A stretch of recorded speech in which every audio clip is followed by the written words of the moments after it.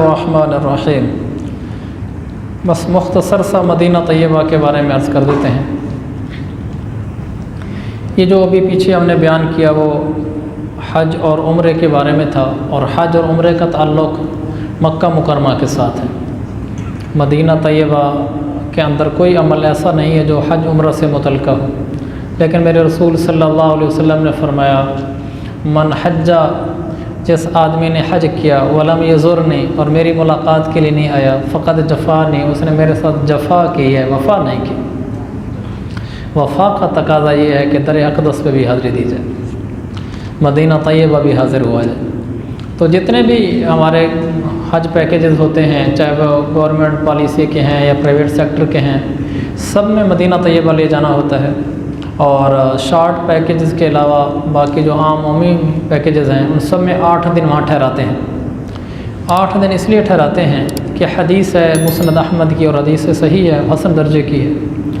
آپ نے فرمایا کہ جس آدمی نے من صلی فی مسجدی 40 صلاۃ لا تفوتہ صلاۃ،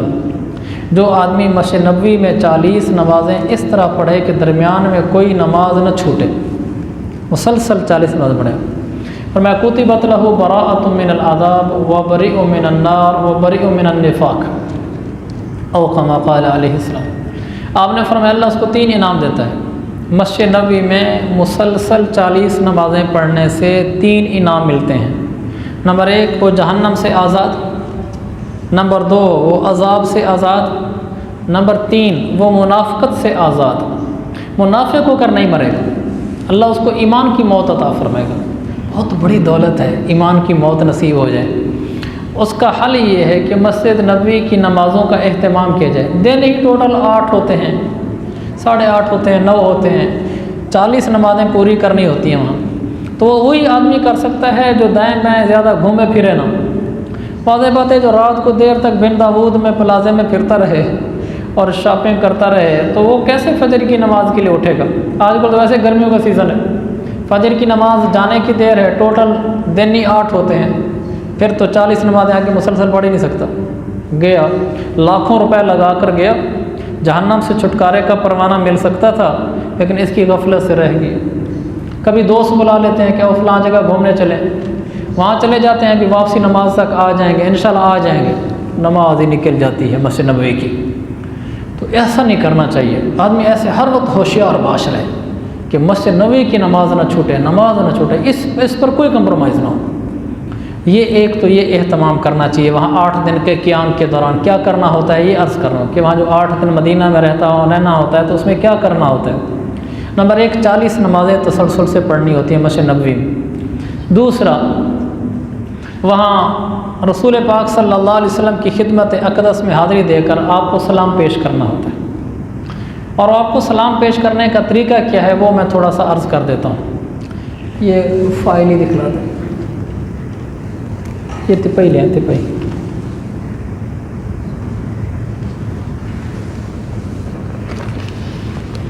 یہ ایسے ہی ہے وہاں بھی، یہ مغرب ہے، یہ مشرق ہے، یہ شمال ہے، یہ جنوب ہے۔ یہ یوں سمجھ لیں یہ سارا مسجد نبوی ہے۔ یہ مسجد نبوی وہ عمارت ہے جس کے اوپر مینار بنے ہوئے ہیں، یعنی یہ 4 دیواری جس کے اوپر ہر کونے میں مینار ہیں، یہ مسجد نبوی ہے۔ اس کے چاروں طرف جو دیوار ہے نا، ایک اور باؤنڈری، وہ مسجد کا حصہ نہیں ہے، وہ مسجد سے باہر ہے۔ تو آسان سا طریقہ یہ ہے کہ میناروں والی جو 4 دیواری ہے نا وہ مسجد ہے۔ تو آپ کی بلڈنگ کسی طرف سے بھی ہو سکتی ہے۔ آپ جب بھی مسجد نبوی کے چاروں طرف صحن ہے اس کا نا، جس میں گاڑیاں بھی چلتی رہتی ہیں، چھوٹی گاڑی، تو آپ جب اس صحن میں آئیں تو آپ نے یہ دیکھنا ہے کہ مسجد نبوی کے سارے مینار ایک جیسے ہیں۔ اب ہم نے جانا ہے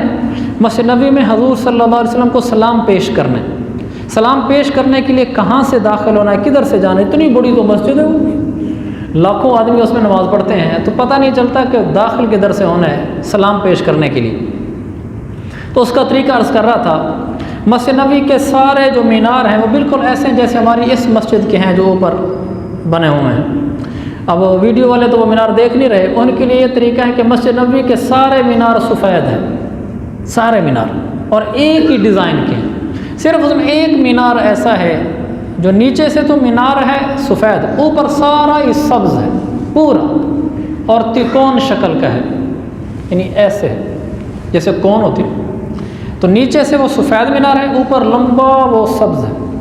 کہ وہ جو مینار سبز ہے نا، وہ پوری مسجد میں ایک ہی جگہ ہے۔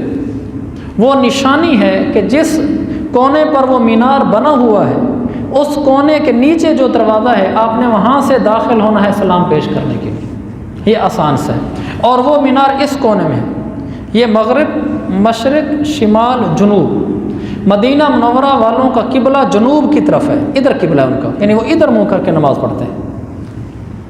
تو یہ جو بلڈنگ ہے مسجد نبوی کی، اس کے اس جنوبی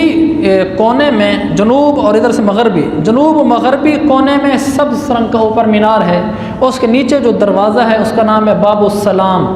تو اس باب السلام سے داخل ہو جانا ہے، اور یہ اینڈ ہے مسجد نبوی کی، آخری دیوار ہے یہ، باقی مسجد ساری پیچھے۔ ادھر امام کھڑا ہوتا ہے، یہاں سارے پیچھے مقتدی ہوتے ہیں، یہ قبلہ ہے ان کا۔ تو یہ جو دیوار ہے، فرنٹ دیوار اس کی، جس کی نشانی یہ میں نے عرض کیا ہے کہ اوپر سبز مینار ہے، یہاں اس کے نیچے اس باب السلام سے داخل ہو جانا ہے۔ یہ جو شروع میں جگہ ہے، یہ خالی راستہ ہے، یعنی یہاں نہ امام ہوتا ہے نہ مقتدی ہوتے ہیں، امام بھی پیچھے ہوتے ہیں، مقتدی بھی پیچھے ہوتے ہیں۔ درمیان میں کچھ عرصہ امام یہاں کھڑا ہوتا تھا، لیکن آج کل امام پیچھے کھڑا ہوتا ہے۔ تو یہ جگہ ہم نے خالی چھوڑی ہوئی ہے۔ یہاں سے داخل ہوں گے نا تو یہ قالین بچھی ہوئی ہے، راستہ جا رہا ہے۔ تو آپ جب داخل ہوں گے تو لیفٹ سائڈ پہ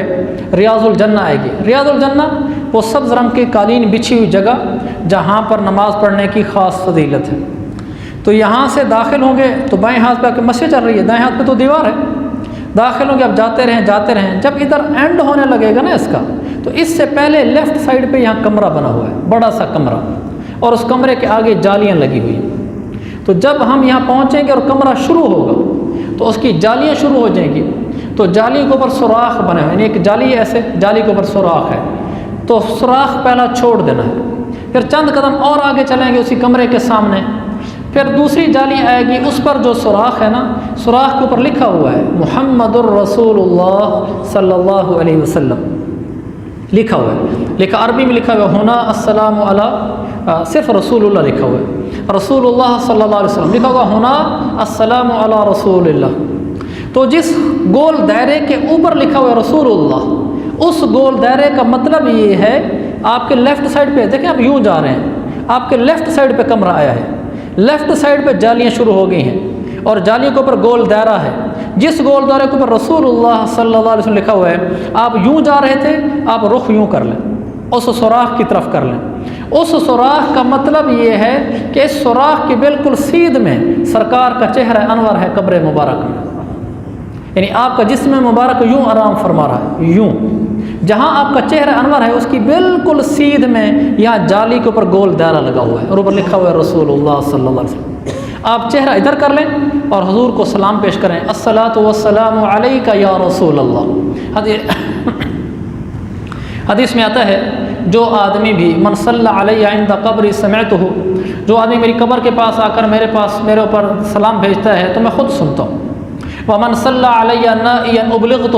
وہ جو دور سے میرے اوپر سلام بھیجتا ہے تو وہ فرشتے مجھے پہنچاتے ہیں۔ قبر پر پڑھتا ہے تو میں خود سنتا ہوں۔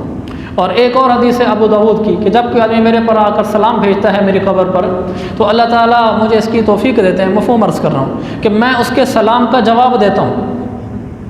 آپ نے فرمایا اللہ میری روح لوٹا دیتا ہے، یعنی اللہ مجھے اس طرف متوجہ کر دیتا ہے اور میں اس کے سلام کا جواب دیتا ہوں، حدیث میں۔ تو یہاں پہنچ کر اللہ کے نبی کو سلام پیش کرنا ہے اور یوں کہنا ہے الصلاۃ والسلام علیک یا رسول اللہ، کیونکہ آپ سن رہے ہوتے ہیں، سلام کا جواب دے رہے ہوتے ہیں، سلام پیش کرنا ہے، لیکن زیادہ دیر وہ ٹھہرنے نہیں دیتے، بس ہلکا سا سلام کر کے پھر آگے چلیں گے، 2 قدم آگے بڑھیں گے، بائیں ہاتھ پر پھر اسی کمرے کے سامنے بائیں ہاتھ پر جالیاں ہیں، جالیوں کے اوپر پھر گول دائرہ ہے، سوراخ ہے، سوراخ کے اوپر لکھا ہوا ہے سیدنا ابی بکر الصدیق۔ اس سوراخ کا مطلب یہ ہے کہ اس سوراخ کی بالکل سیدھ میں سیدنا ابو بکر صدیق کا چہرہ انور ہے آپ کی قبر مبارک میں۔ تو وہاں سلام پیش کریں گے، میں آپ کو سادے لفظوں میں عرض کرتا ہوں، آپ کہیں گے السلام علیکم سیدنا ابو بکر الصدیق۔ عربی میں گرامر کے لحاظ سے ہو تو السلام علیکم سیدنا امیر المؤمنین ابا بکر الصدیق، وہ آپ کے لیے مشکل ہوگا۔ آپ سادی زبان میں کہیں گے السلام علیکم